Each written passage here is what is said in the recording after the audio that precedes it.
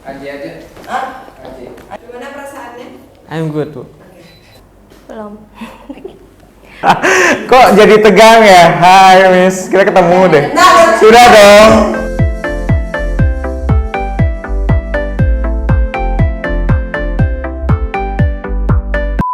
Saya Tegar Firmansyah, saya berasal dari Sulawesi Tengah, program studi manajemen angkatan 2020.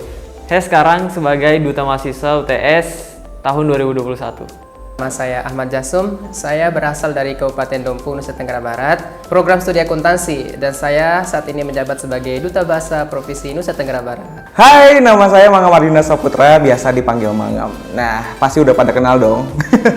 Dan sekarang ini menempuh di jurusan ilmu komunikasi. Tepuk tangan dong!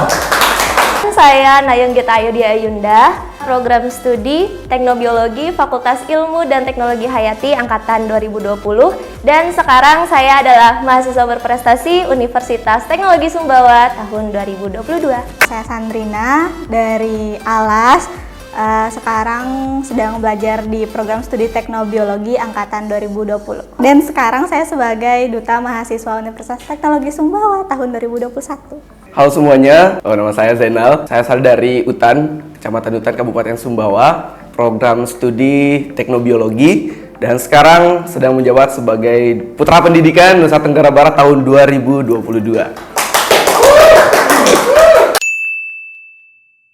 Yang dimana kita sebagai seorang duta pendidikan itu membantu program-program kerja dari pemerintah untuk mensukseskan program-program yang ada di pemerintah gitu. Jadi duta mahasiswa itu adalah brand ambassador dari kampus dan juga sebagai wajah kampus yang merepresentasikan mahasiswa yang ada di UTS. Mahasiswa terpilih yang mana memiliki prestasi yang tinggi baik di tingkat akademik maupun non-akademik, kemudian berwawasan global juga, kemudian memiliki hal yang positif serta dapat membanggakan kampusnya sendiri, yaitu Universitas Teknologi Sumbawa. Jadi Duta Bahasa ini merupakan program dari Kantor Bahasa Provinsi Nusa Tenggara Barat yang diinstruksikan oleh Badan Pengembangan dan Pembinaan Bahasa yang bergerak di bidang bahasa, literasi, dan sastra di Nusa Tenggara Barat. Jadi fokusnya itu pemberdayaan bahasa dan peningkatan minat penggunaan bahasa Indonesia di Provinsi Nusa Tenggara Barat. Orang tua sih, karena saya kan berasal dari kalangan yang nggak besar gitu. Jadi mau tidak mau saya harus menjadi orang yang besar. Adalah suatu keresahan gitu, kenapa sih mutu dan akses pendidikan di Indonesia ini masih di bawah dari negara-negara lain gitu. Sehingga saya tergerak, hati saya tergerak bagaimana cara membantu pemerintah untuk meningkatkan mutu dan akses pendidikan di Indonesia. Ingin mengupgrade diri, ingin bermanfaat untuk orang lain, walaupun belum tahu sih bentuk bermanfaat untuk orang lain itu seperti apa gitu. Jadi awalnya saya ingin dikenal oleh mahasiswa yang ada di kampus dan juga saya ingin mencari lagi tentang apa sih bidang atau kemauan yang saya inginkan gitu. Jadi saya mengikuti semua event-event lomba-lomba yang ada di kampus agar tahu apa aja yang saya inginkan ke depannya. Menemukan passion lebih tepatnya. Awalnya saya coba-coba. Nggak. Awalnya memang inspirasinya itu dari kakak-kakak tingkat dari UTS juga yang pernah ikut duta bahasa. Ada Kak Marsa, ada Kak Aldi namanya, ada Kak Nunung juga. Dan mereka itu yang menginspirasi sekali buat saya juga ikut duta bahasa. Awalnya memang agak nggak percaya diri gitu, bisa nggak ya menang, bisa nggak ya gitu. Jadi setelah lihat banyak banget karakter orang-orang dan juga kemampuan orang tuh kan banyak bervariasi banget ya. Jadinya makin kesini makin mengenal gitu. Oh ternyata orang-orang juga bagus banget loh kemampuannya. Jadinya sempat insecure juga gitu. Siapalah saya untuk ikut duta bahasa, dan tetapi karena kepercayaan diri saya juga dan juga dibantu sama teman-teman duta bahasa yang lainnya, jadi kita bukan berkompetensi banget untuk menjadi pemenang gitu, tapi ketika kita berkumpul bersama terus juga kita sering sharing bareng-bareng, jadinya yang lebih membuat percaya diri adalah ketika kebersamaan itu sebenarnya. Bukannya sombong atau apapun, tapi rasa percaya diri saya itu sudah terbentuk sejak SMA, sudah pernah menjabat sebagai ketua OSIS, kemudian masuk ke kuliah pun sudah mengikuti ormawa-ormawa UKM-UKM yang memang di situ kita dituntut untuk selalu percaya diri gitu. Jadi kayak rasa percaya diri saya untuk memenangkan kompetisi duta pendidikan saat itu sangat besar sekali gitu. Pernah kepikiran. Dan setelah lolos 10 besar kemarin, saya melihat tuh bahwa banyak orang-orang yang lebih mempunyai ilmu yang lebih tinggi dari saya, seperti ada yang tahu bahasa Inggris, speaking bahasa Inggrisnya bagus, penampilannya lebih oke dari saya. Jadi saya kayak merasa, kayaknya nggak bakalan lolos nih. Tapi saya yakinkan ke diri saya lagi bahwa walaupun saya nggak lolos sebagai duta mahasiswa, asalkan saya udah dapat ilmunya, kayak gitu. Dari saya sendiri sih emang kepercayaan dirinya udah tinggi juga ya. Jadi pada saat itu dari sekian banyak mahasiswa berprestasi juga dari setiap fakultas, kemudian ikut terjun juga untuk presentasi juga. Jadi pada saat itu karena presentasinya juga tertutup, jadi dari diri saya sendiri ya udah pasti menang karena udah tahu gagasan kreatifnya seperti apa, terus juga bangga juga dengan prestasi yang saya capai. Jadi ya tetap gas aja. Tantangan yang paling berat itu pada saat pembuatan gagasan kreatifnya. Jadi di situ kita kan memang harus terjun langsung dan harus tahu permasalahan apa sih yang ada di masyarakat, dan kemudian bisa sampai menjadi sebuah gagasan kreatif. Itu merupakan suatu tantangan yang tersulit menurut saya. Tantangan yang paling terasa itu adalah tentang percaya diri. Sansan mungkin percaya diri dengan kemampuan Sansan, tapi untuk menunjukkan kemampuan Sansan ke depan orang lain, jujur Sansan belum seyakin itu gitu. Jadi setelah jadi duta juga berasa banget sih perbedaannya.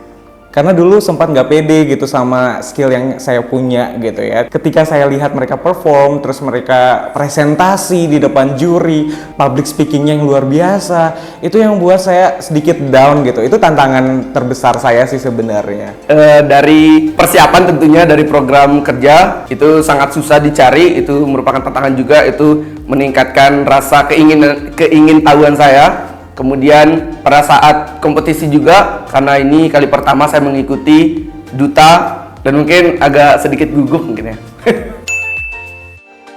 Perubahan yang saya alami itu dari segi networking, itu saya menambah relasi dengan pemerintah. Berubah drastis dari kekanak-kanakan, sedikit demi sedikit berubah menjadi agak dewasa lah pemikirannya. Hal yang saya pelajari itu adalah bukan hanya ini ya, ketika kita menjadi seorang duta mahasiswa, ternyata bukan hanya dari segi fisik, dari segi penampilan saja yang dinilai, tetapi bagaimana cara kita berpikir kreatif ke depannya, bagaimana cara kita public speaking, cara kita menjadi seorang pribadi yang baik, mempunyai etika. Makin percaya diri, kemudian yang kedua itu semakin amanah, karena ini kan merupakan sebuah proyek. Nah, proyek ini memang sebenarnya harus dijalani. Ketika saya ngobrol di depan orang, di depan orang yang banyak, itu lebih pede dan lebih legowo aja gitu. Ketika kita ngobrol, biasanya kan kayak agak nervous gitu. Aduh, saya nggak percaya diri nih gitu. Ketika